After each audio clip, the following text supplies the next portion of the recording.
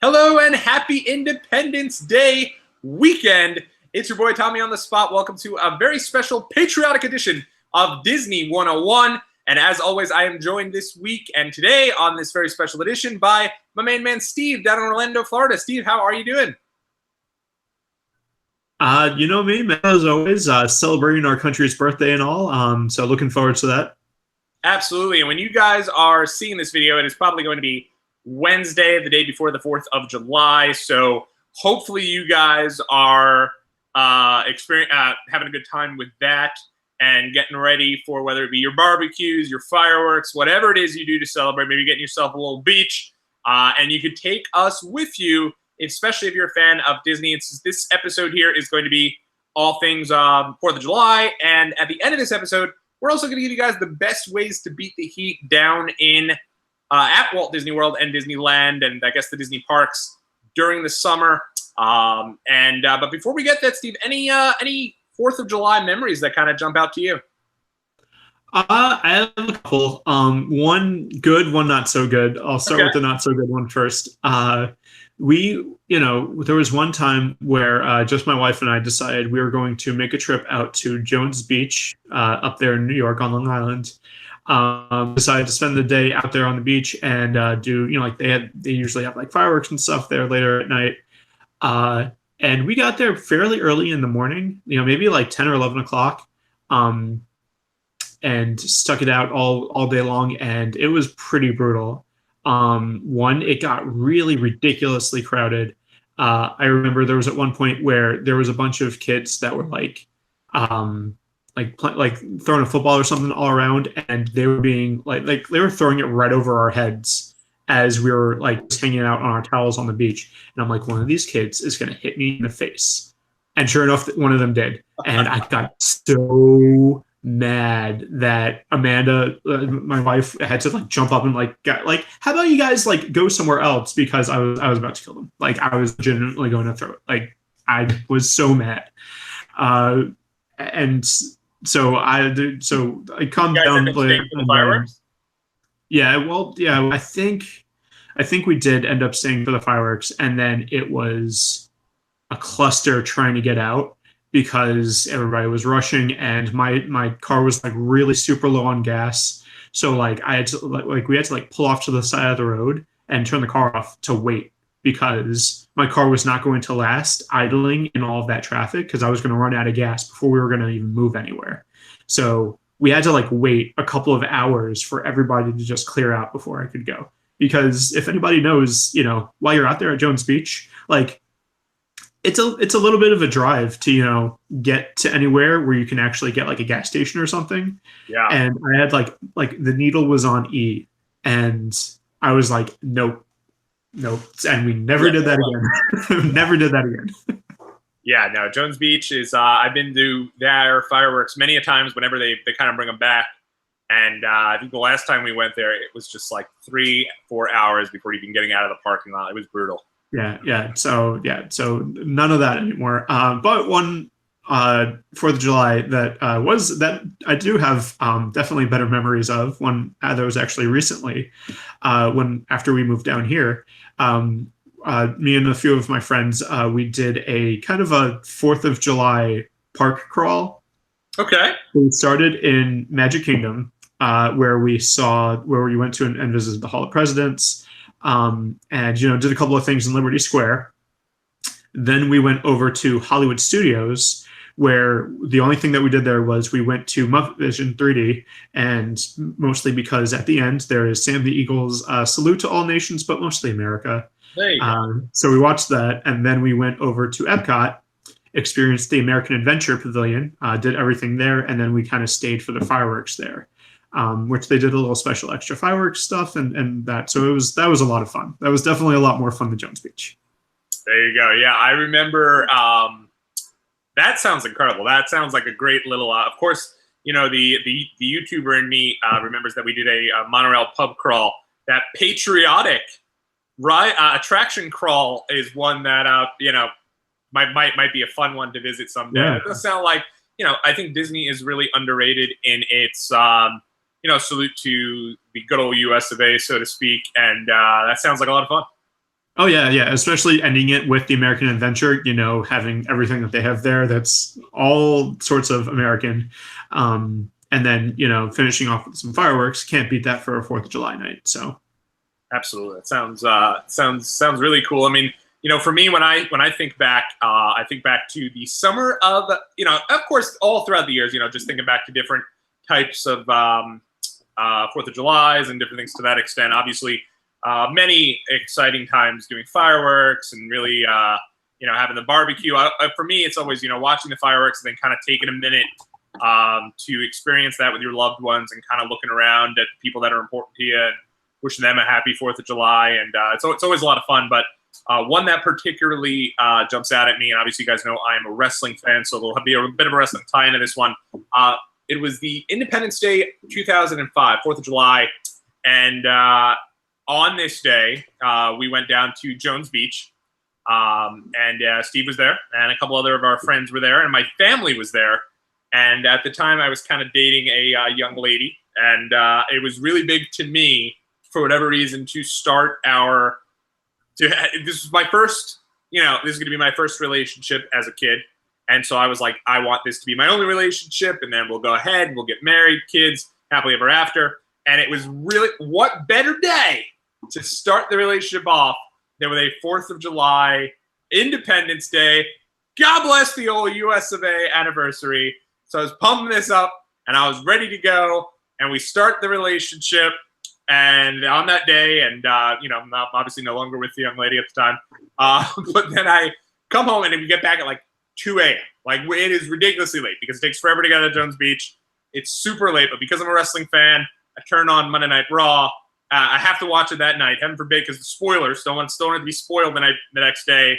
And that night, it was they did a deal where Shawn Michaels teamed with Hulk Hogan to take on Muhammad Hassan and Sean Davari. And that was the night that Shawn Michaels and Hulk Hogan won. And I remember it's like 4:30 in the morning. I'm watching this. Eyes are kind of glistering open. I'm like really exhausted. And then bang! Shawn Michaels hits Sweet Chin Music. WWE starts their push towards SummerSlam that year. And I called almost everybody I was with from that celebration to see if they had a chance to watch Raw. And obviously the response was none too pleasant from the folks that I bothered at 4 in the morning to see if they were watching along with Monday Night Raw. But that's always one that kind of jumps out to me there. And but as you say, 4th of July, you know, I think back to our trip last year. We didn't go there on the 4th of July, but it was pretty close to that. Down to Disney, down to Orlando, and taking my in-laws with me, and my father-in-law going to Epcot and going to the American Adventure, as you mentioned that, and just being blown away by everything. Like, he thought it was the most incredible experience. It was like your quintessential Al Bundy's character on Modern Family moment where he goes to see Abraham Lincoln, you know, the Adventures of Abraham Lincoln moment where he just was. We all went to the American Adventure. I think half of us fell asleep, and he watched that show and was just like eyes, stars in his eyes. He loved it, and he gave them a standing ovation. Went over, talked with a couple of the cast members who were a part of that show, and just loved it. So those are the two that kind of jump out to me. Now, I don't think we actually saw the show, though. I think we just watched the Voices of Liberty, which is what that was. Right. So we didn't actually go inside to actually witness the glory that is the American Adventure show. We did not. No. You know, it's funny because. So, what exactly does the American Adventure show entail? It's a animatronic, basically historical story of, you know, I think it starts, you know, with like the colonies and the American Revolution, and then it kind of starts into a little bit further into, you know, American inventors and innovators and that kind of thing. You know, so it's an animatronic show, as you know, Disney is fond of doing. So, but it's really cool in the way that they kind of move the set pieces around and that kind of stuff. It's really cool. You know, but at the end of the day, sometimes it can kind of be one of those weather beaters, if you know what I mean. Yeah. It's like you go out, you kind of want to. We can even talk about it when we get to our ways to beat the heat in a little bit. You know, you go and you want to just get out of the heat for a little, so you just kind of relax. Yeah. But I did want to mention, speaking of the American Adventure, since it's kind of very relevant, did you hear that the Liberty Inn at the American Adventure is going to be closing and getting a refurbishment soon? What is it? The Liberty what? So there's the Liberty Inn at the American Adventure. So when you're looking at the American Adventure Pavilion, there's that quick service restaurant that's off to the left side, and you go in, and it has mostly kind of your average American food. You know, it's got like bacon cheeseburgers and chicken tenders and that kind of thing. So it's going through a refurbishment, and then when it reopens, it's going to be called Regal Eagle Smokehouse, Craft Drafts and Barbecue. Wow. That's a shame. Yeah, I don't think I've ever been to the Liberty Inn. That sounds awesome. Yeah. So it's going to be, I mean, part of the thing is when you're at Epcot, especially when you're in the middle of the World Showcase, when you want, if you're feeling hungry and feeling for something that's going to be kind of like a fast casual thing, the first thing isn't, you know, to most people, the first thing isn't going to be, oh, I want a cheeseburger or I want some chicken fingers or something. I want something, you know, maybe a little bit out of the ordinary. So I want to maybe stop at one of the other countries and get some of their food instead of something that I can basically get anywhere. Right. So they kind of took that and said, okay, well, you know, maybe let's go and say what's some of the maybe food that's a little bit more well-known, a little bit more off the beaten path, but it's still American. So we're going through so it's going to be a modern barbecue smokehouse with all the accompanying sights, sounds, smells, and flavors guests can look forward to, including a large smoker preparing fine food every day right on the pavilion promenade. There will also be a redesigned patio for guests to enjoy, and so get ready to grab a brew, some barbecue, and relax inside Epcot. Wow. This sounds really cool because one of the things that I always love during like the Food and Wine Festival and Flower and Garden Festival and all those is there's always something that's like smokehouse related at the American Adventure, and it's got a lot of times it's got really good pulled pork or like barbecue brisket and like all those like really good you know, smoked meats and that kind of thing. It sounds like they're going to make that a year-round thing at this fast casual restaurant that's going to be opening up. Sounds like probably later this year.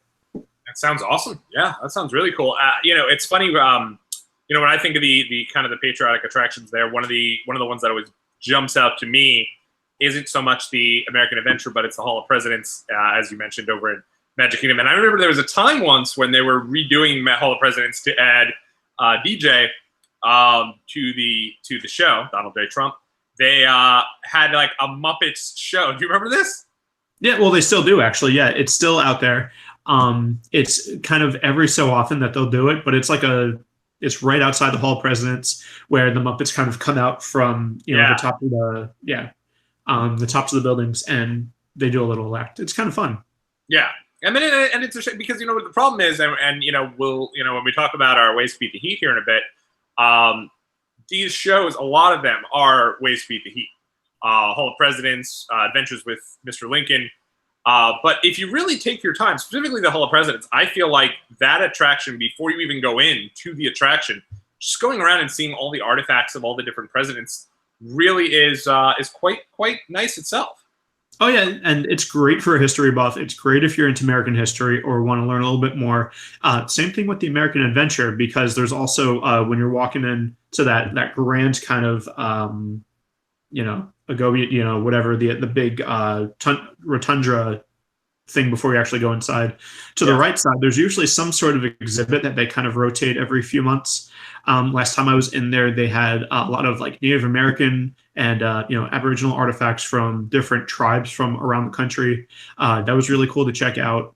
And, you know, every so often, like for Black History Month, a lot of times in February, they'll swap that in for a lot of, you know, famous African-American citizens and their contributions and stuff. So it's really cool to kind of see that little bit of history as well. Being a history teacher, I'm all for it. Yeah, no, for sure. And I mean, I know it's funny because one of the things I wanted to do, on my bachelor party was take that extra day, have an extra couple days down there. And I think I went with my buddy James. Shout out to James if he's watching along with us here. And we went down to the Magic Kingdom one day, and I was all about Hall of Presidents. I need to see the Hall of Presidents. I need to go. I need to see the animatronics. I need to see this. I'd never seen them my entire time. And we get there, and the show starts, and I'm amped up, and I'm ready to go, and then out like a light for 15, 20. I mean, like, most of the show, I was asleep until finally James, I think, woke me up when they were getting ready to do the big introduction of all the presidents. I was like, "You better wake up for this because I'm not about to go sit through the show a second time." So thankfully, he woke me up for that. And there is that great moment where Donald Trump, they introduce him, and Trump's standing on the stage, and like they introduce one of the other presidents, and he just kind of goes, points to them. It's tremendous. It's great, and obviously that's a great moment too when they have all the presidents up there. It's a really cool deal. Yeah, oh yeah. It's one of those things where it's almost like, it's a small world and kind of thing where you kind of have to, just to say that you went there. It's not something that I think bears repeating over and over again, maybe every 4 years or so when there's a new president, just to hear their speech. But, other than that, I think you can kind of, unless it's a special occasion, maybe not have to go to it. Yeah, and I will say, though, I always, for a long time in Disneyland, one of my things to want to do, and I got to do finally last year, was The Adventures of Mr. Lincoln, which is obviously also really patriotic. And yes, a big portion of why I wanted to do that attraction was because of the episode of Modern Family, where the aforementioned Al Bundy is sitting there and he's crying and he's getting all, really feeling that show. And I will say that even though it did act as a solid, nap for my wife, I watched the entire thing. I thought that one was really good. And that, if you're not only a fan of U.S. history, but also you're a fan of Walt Disney, they go through an entire deal of really kind of how Walt Disney got this Abraham Lincoln animatronic from the World's Fair back in, before he started Disney, and brought that over. And it's really interesting stuff. Oh, yeah. Well, it was one of the first things that he did, along with, I think, It's a Small World also, and the Carousel of Progress kind of were debuted at the World's Fair. And those kinds of things were so innovative at the time that they were attractions in and of themselves, just to bring the great moments with Mr. Lincoln to Disneyland. Like, just to say, this in and of itself, just this animatronic up there speaking and, all the motions and everything, was so ahead of its time that it really paved the way for a lot of the same stuff that we see now. And we see that in cutting edge stuff, even with a Frozen attraction with the same animatronics, but very, very much updated and modernized. And the new Beauty and the Beast ride that is going overseas, I want to say in either Tokyo or Shanghai, or maybe it's Hong Kong. It's one of the Asian parks. They're getting a Beauty and the Beast dark ride attraction, and the animatronics there are top of the line, like absolutely cutting edge. And it all started with Mr. Lincoln.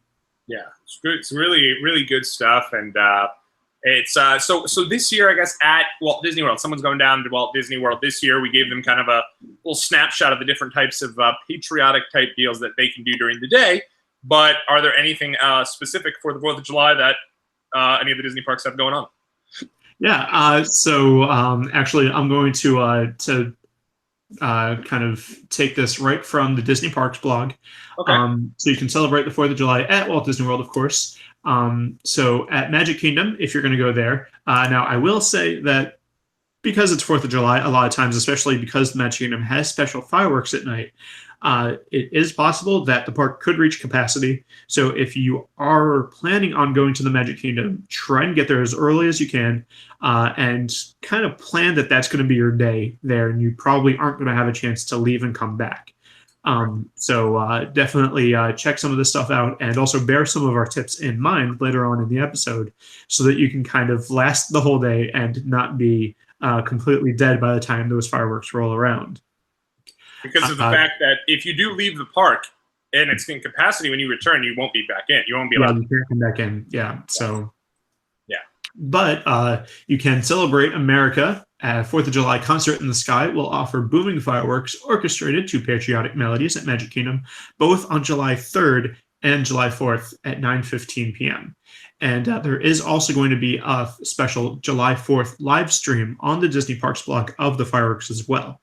Wow, so that is cool. If you're not in the area, or if you just decide maybe it's not for me, a couple of things that you can do. One is you can check out that live stream on the Disney Parks blog. Another thing is, if you are at Disney World, you could always hop over to one of the resorts. I would say the Polynesian is definitely my recommendation, so that you can check out the fireworks without all of the crowds, maybe a little crowd, but not all of the crowds. But that being said, other special things. There is that aforementioned a fuzzy cast of Muppets, Miss Piggy, Kermit, Fozzie Bear, and friends will reenact famous moments in American history in a whimsical way during the Muppets Present Great Moments in History. And the live show is performed several times a day near the Hall of Presidents. So that show that you alluded to earlier is still going on. Very cool.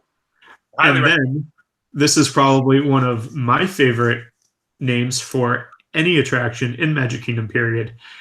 Guests can dance the night away with DJs spinning tunes at yes, it's actually called this, Hoedown Throwdown. Nice. In Frontierland and an out-of-this-world galactic gathering in Tomorrowland. Safe to assume that's where you'll be spending your 4th of July, right? Absolutely. Yeah. I am always down for a Hoedown Throwdown. That sounds awesome. Very cool. And then also, it would be also, if you're not in the mood for Magic Kingdom, it would also be a perfect opportunity to go over to Epcot. Now, Illuminations, Reflections of Earth, is going to be ending September 30th of this year. So this would be the last chance to experience the patriotic 4th of July grand finale that they have, which is called The Heartbeat of Freedom.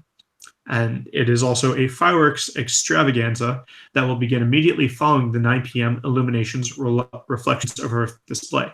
So this is in addition to the regular Illuminations show. Oh, man. I mean, if there's ever a time to want to try to get down there, that's incredible. And so then also, in addition to that, the Voices of Liberty are going to perform Great American Tunes during a 4th of July concert in the American Gardens Theater. Those are going to be at 5:30, 6:45, and 8 p.m. on July 4th. And then they're also going to perform twice in the American Adventures Pavilion in that rotunda at 2 p.m. and 3 p.m. Really cool stuff. Yeah. In addition to that, if you are going to stay at Epcot, guests can meet favorite Disney characters donning their Spirit of 76 patriotic attire at the American Adventure throughout the day on July 4th. And of course, you can also indulge in themed eats and sips honoring Independence Day throughout the park. Everything from patriotic cupcakes packages to red, white, and blue sangria and a boomberry lemonade. That sounds amazing. Are you gonna do any of these things on the 4th of July? I feel like I might. I'm usually not one to go to the parks on peak times, but if I'm gonna go to either of those, I think I might check out Epcot. Epcot sounds like the way to go. I know Magic Kingdom is usually the most hype, but like that Epcot day just seems amazing. Yeah, sounds like a lot of fun. So maybe, especially to be able to go and meet Mickey, Minnie, and the Star Spangled Banner attire. Like what? That's incredible. That's awesome. Yeah, I'm pretty sure Chippendale also have patriotic costumes as well. So I think they're going to be, and they might be there too. 100%. I'm pretty sure they are. That's very, very cool. And I mean, it's just a shame that like they don't push one of them off, or they should do it both on the 4th and the 5th, so that somebody could try to experience both if you're coming down. Well, I mean, you can kind of. So you can go to Magic Kingdom on July 3rd and get the fireworks, and then you can go to Epcot on July 4th and get the fireworks there. So on the 3rd they are offering the fire tonight. Yeah, tonight on the Magic Kingdom. They're going to be doing the fireworks tonight as well. Yeah.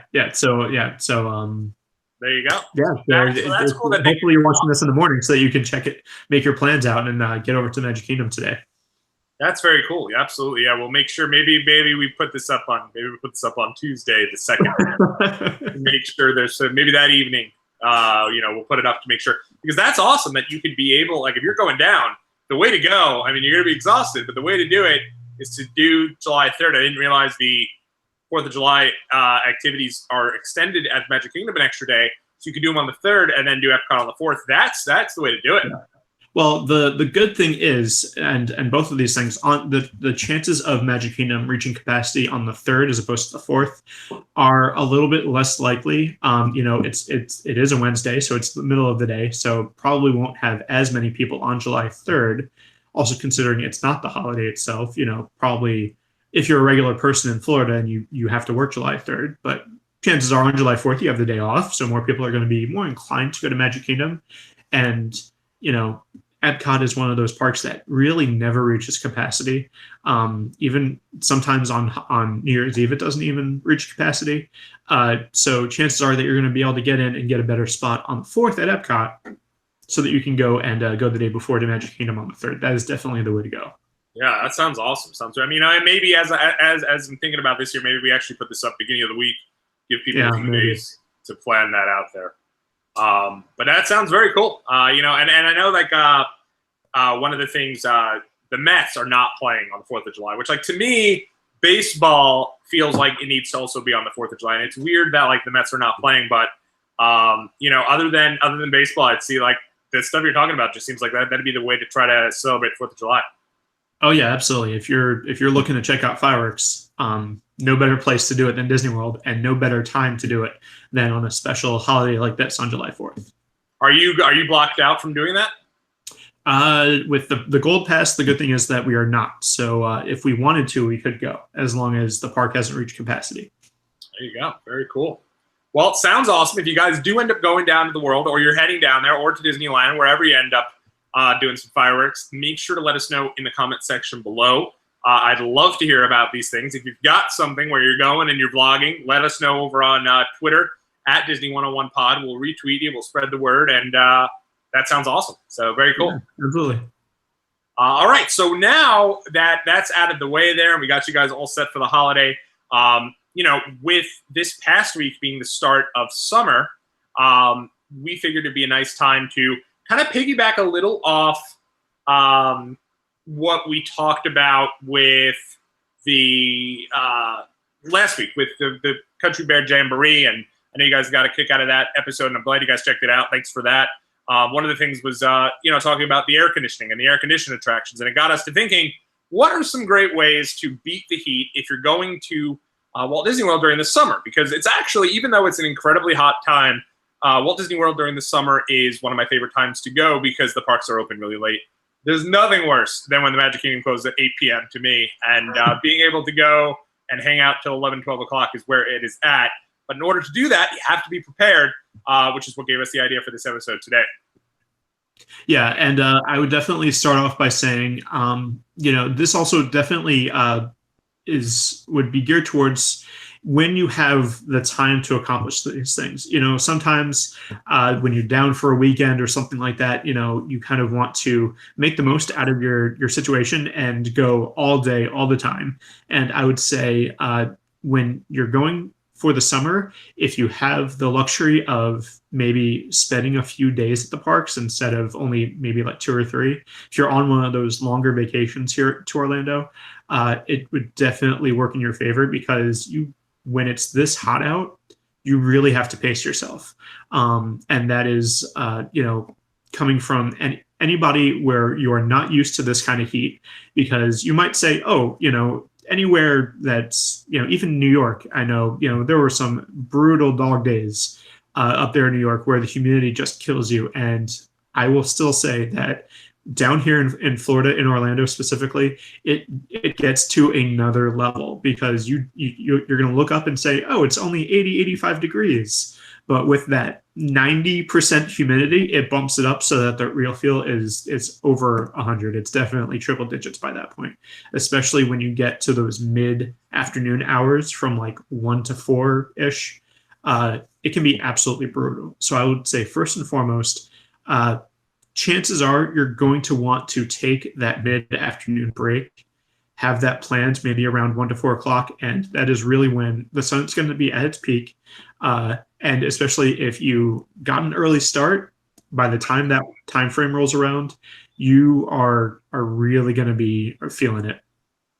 Yeah, I'm sure. And I mean, even just thinking about the idea of going to we've gotten even Disneyland, and 1, 2 o'clock is when the crowds just get out of control at Disneyland. Yeah. And it was my suggestion would be, if it's an option, go back to the hotel room and take a nap and re-energize yourself before the nighttime rush, because you're not going to really accomplish much when those big crowds are there anyway.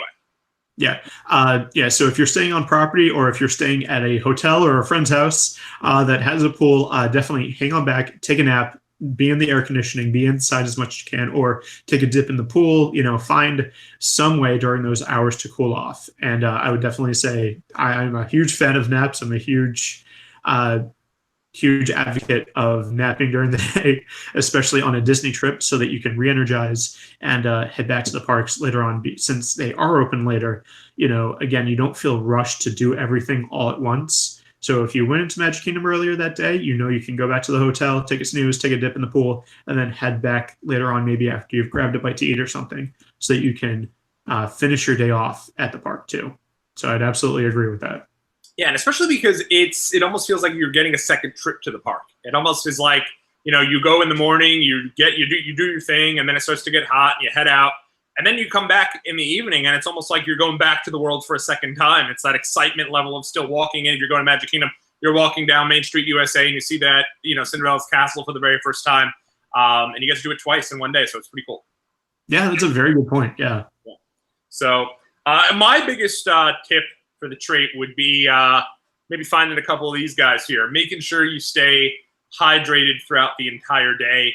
Kind of piggybacking off what Steve said, but make sure that throughout your entire day you're remaining hydrated. And this really goes for you guys that like to go down to Epcot or maybe indulge in a couple of adult beverages.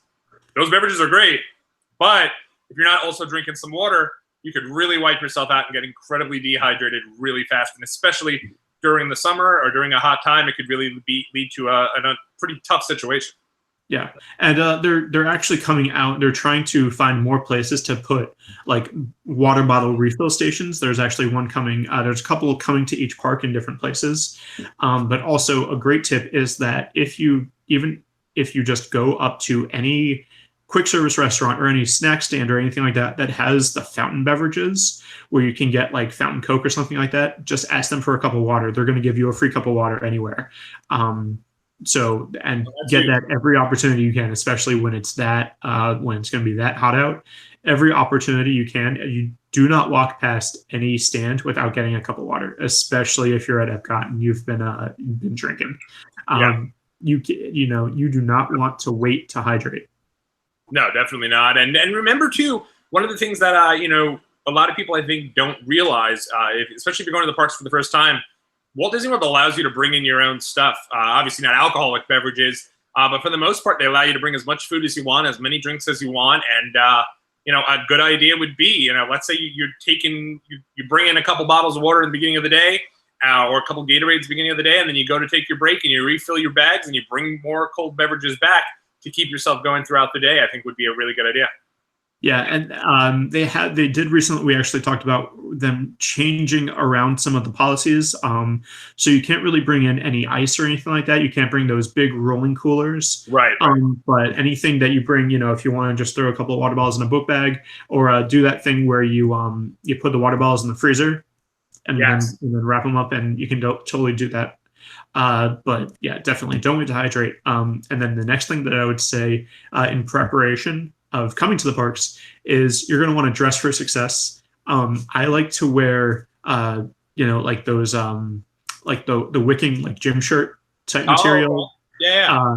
I got a bunch from running all of the Run Disney races, so I'm always ready to wear one of those when we went to the parks last year. I'm pretty sure every single day I was wearing a different Run Disney shirt. Yeah.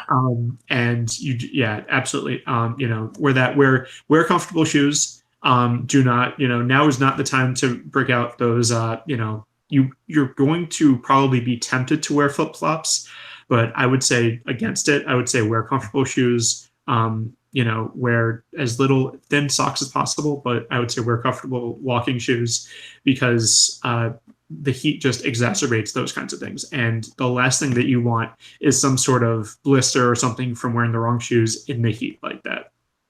Yeah, it's funny you say that. It reminds me of my wife. When we went down to Disneyland last year, maybe a couple of years ago, she did wear flip-flops and wore like those flip-flops where like they come around the ankle and it looks super nice. And about an hour or two in, we had to go back to the room and change shoes, because you need shoes that have support. You don't want to necessarily, those shoes could look beautiful. They might be really great for the summer, but you need shoes that have support. Yeah, and if you're not going to do that mid-afternoon break and going back, and you want to stick it out, you want to, when you walk around and you see those people at 1, 2 o'clock, or if you're waiting for that parade around 3 o'clock or so, you look around and everybody is looking miserable. Nobody is looking good around that time in the summer in Florida. So don't worry about that. Just you want to be as comfortable as possible. And I know this is two guys talking at you. That Yeah. maybe there are some people out there that they want to look good 24/7. But know that this might be the one time where you need to sacrifice that in the sake of staying comfortable and just making it through the day. Absolutely. And another piece of advice I'd have is take advantage of splash zones, take advantage of water rides. You do want to try to make sure those water rides on really hot days are the rides that you're putting onto your fast passes, because Splash Mountain is not going to be so refreshing if you've had to wait in the heat for 2 hours before you get to go on the ride. Yeah, luckily, most rides have indoor queues, but Splash Mountain is one of the few that, especially with that extended queue, which we did end up witnessing firsthand last year. Yeah, a lot of it is out in the open, and especially if it's prone to do those mid-afternoon thunderstorms, as it does pretty much every day here in Orlando. You might be outside while that torrential downpour is happening too. So I would absolutely agree. Get that fast pass for Splash Mountain, or get that fast pass for the Kali River Rapids, anything else that has an outdoor queue. You might want to take advantage of getting one of those fast passes, and maybe say, you know what, we know that we're probably going to be waiting for maybe close to 2 hours or so for Space Mountain. We're okay with that. It's indoors. It's air conditioned for almost all of the queue.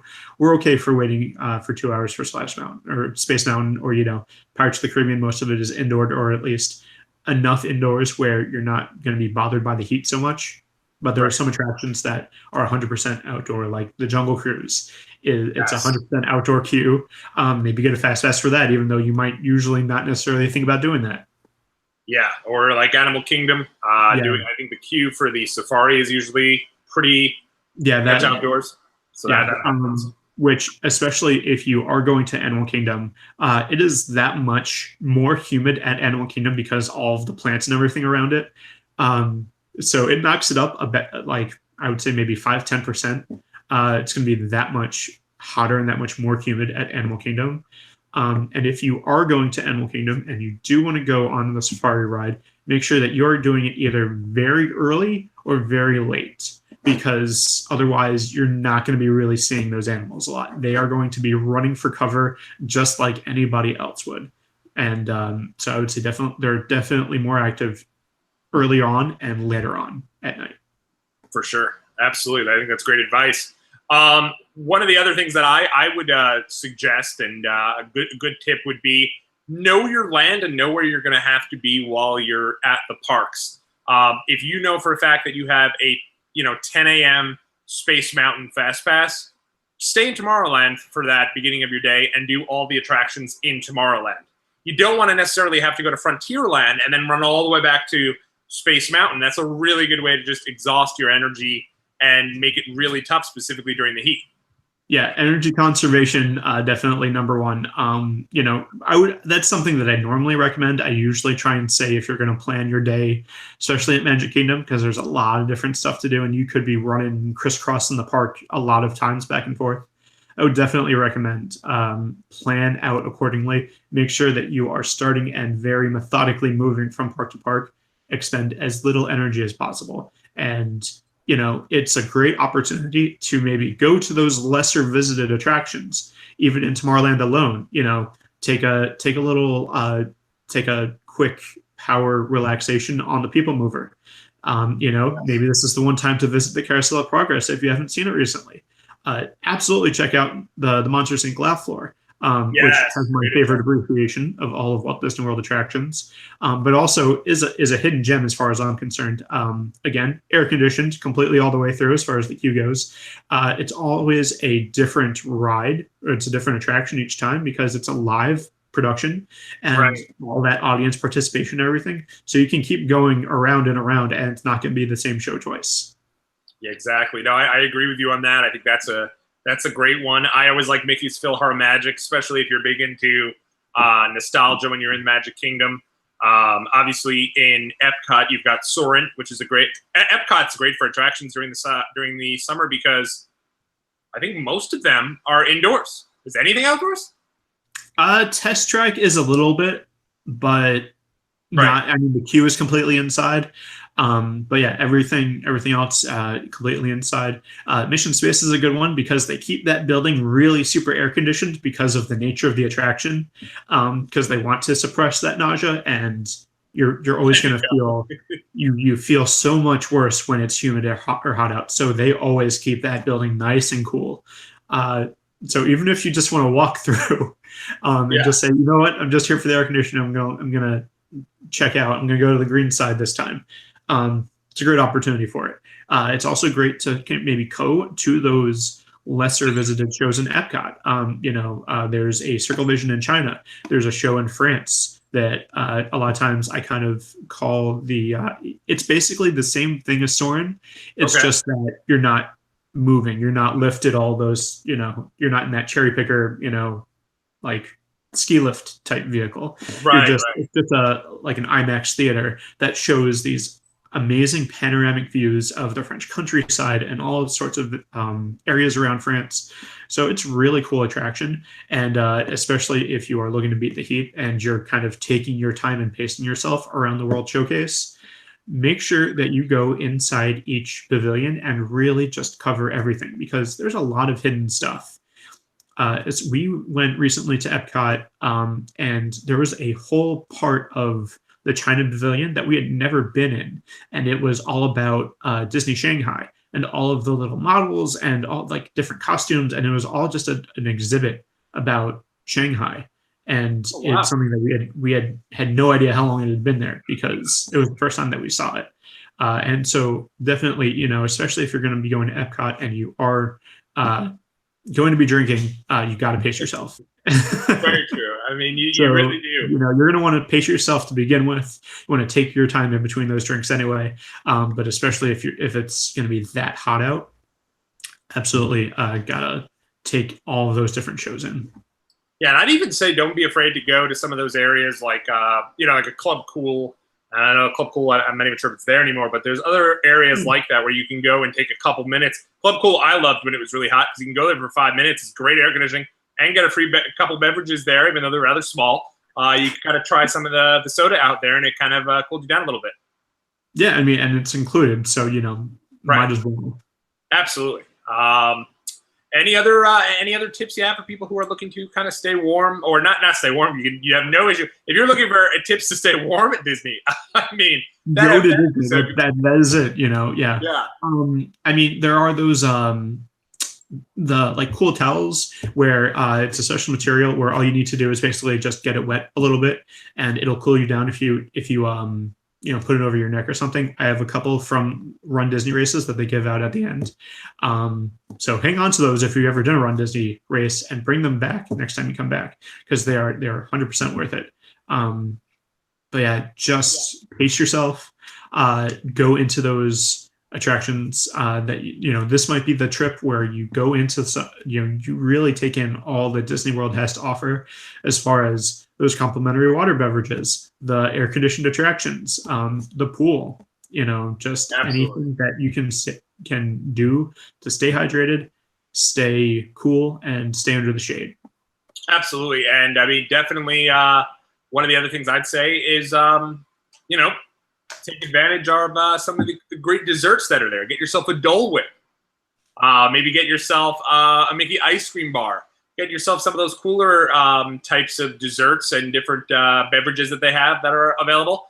Maybe a margarita, one of those mixed margarita type deals from the Mexican Pavilion if you enjoy indulging, and that might be something to check out as well. Oh yeah, absolutely. I am always an advocate of margaritas and Dole Whips. Absolutely. And obviously, kind of going off what we were saying about the air-conditioned attractions. Hello, the Country Bear Jamboree. We talked about it just last week, and obviously it might be going away real soon, so make sure you get your Country Bear Jamboree in, and there's usually a pretty short wait for that one, so definitely check it out. Country Bear Jamboree, the Enchanted Tiki Room, yes. Hall of Presidents, Carousel of Progress. Stitch's Great Escape isn't there anymore, but It's a shame that shame Ellen is not there anymore. Oh yeah, that would be a really good one too. Yeah, that was like a 45-minute. The Land is good. The season Nemo and Friends is good. Where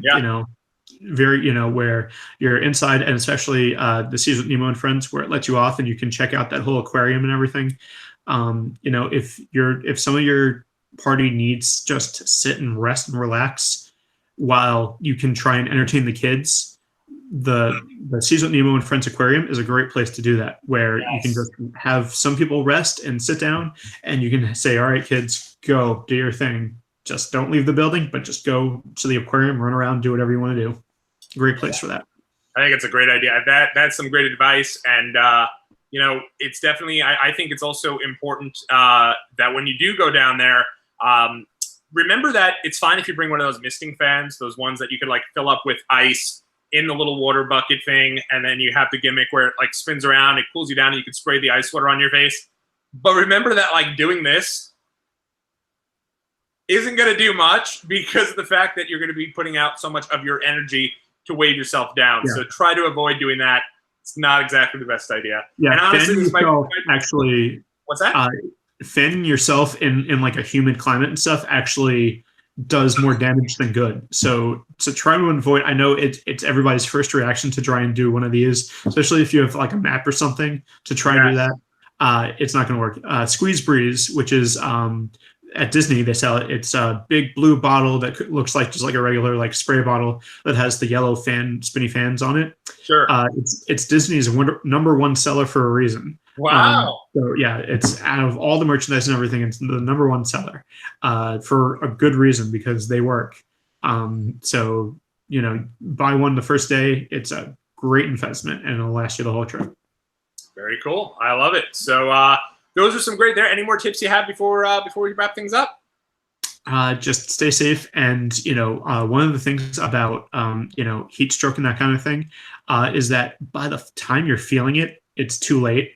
You're already kind of in trouble. So do not wait until you are already thirsty or you're already starting to feel it, because by then you're already going to have an uphill battle trying to fight it. So do it early, do it often, pace yourself, as much water as possible. That's why Disney gives out water for free. Any beverage area that has those fountain beverages where it's like you can just do your own Coke or whatever it is, just ask them for a cup for water or something like that, and they'll give it to you, or they'll just give you a cup of water. So ask anywhere you can. Yeah, and if you are feeling like a bit of a shyster, if they give you the water, do not fill it up with soda. It won't do you nearly as much good as it will to fill yourself up with water. Maybe Powerade would be the only other thing that I would say, but you stick to water, stick to Powerade. Try not to get those sugary soft drinks or anything like that. It's only going to hurt you. Absolutely. Yep. No, so I do love it. And and remember, guys, if it is something where you're feeling like, hey, I really need a break here, don't push yourself through. It's not worth, making sure you hit every single attraction at the risk of your own health. Yeah. All right. Well, before we do get on out of here, I did want to ask you, Steve, if you remember, because one of the big things here in New York, especially in Queens, is that there is no Met game on the 4th of July, which is an institution for some people. This 4th of July fireworks at Shea Stadium. Do you remember? I think I was with you when we went to the 4th of July fireworks at Shea Stadium, and it was sold out. So rather than going and getting tickets, we went behind the stadium, like right behind the stadium where you can hang out and see with the fireworks. And the fireworks were going up, and then all the debris was falling on us. Oh, yeah, absolutely. that was a good 4th of July memory there. And it was like you would go up, the fireworks would come up, and then burning pieces of firework were hitting us. And it was definitely not the best idea to do that. Yeah, no, and that's one of the terrible things.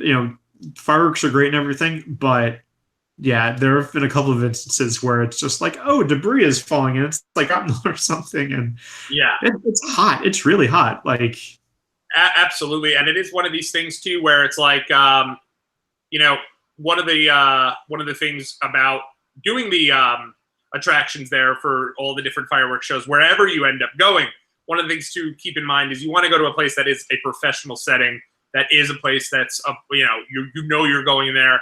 whether you're going to a place that I usually end up going out in the beach or the mountains, and the fireworks are being shot off from miles down the road, so all the debris is going up and it has no chance to fall on you, like a Disney World or something. Just remember to stay safe, and obviously if you are going and having a party and enjoying yourself, find yourself an Uber, find yourself a designated driver to go and do those types of things.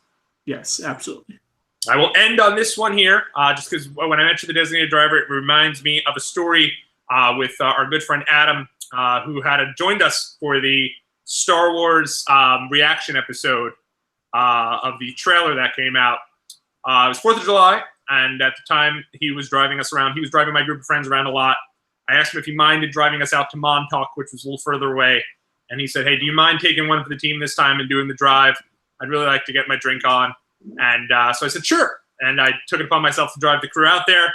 We get out there, open up the cooler. "Hey, who wants a beer?" Hand him out beers. Get to him, and he says, "I think I'll have a Coke." And I said, "Well, you asked me to drive. Are you not going to be?" He's like, "Nah, I think I'm all right. I'm good."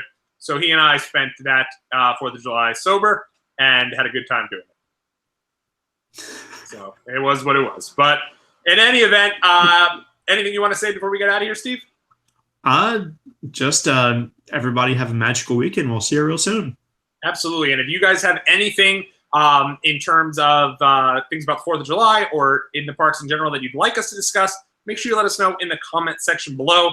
Have a very, very happy and healthy, safe holiday weekend, and we will talk to you guys again real soon. And remember, if you are going to the parks for the 4th of July Independence Day weekend, let us know what it was like in the comment section or over on Twitter or Instagram at Disney101pod. Until next time, everybody, for Steve, I am Tommy on the Spot.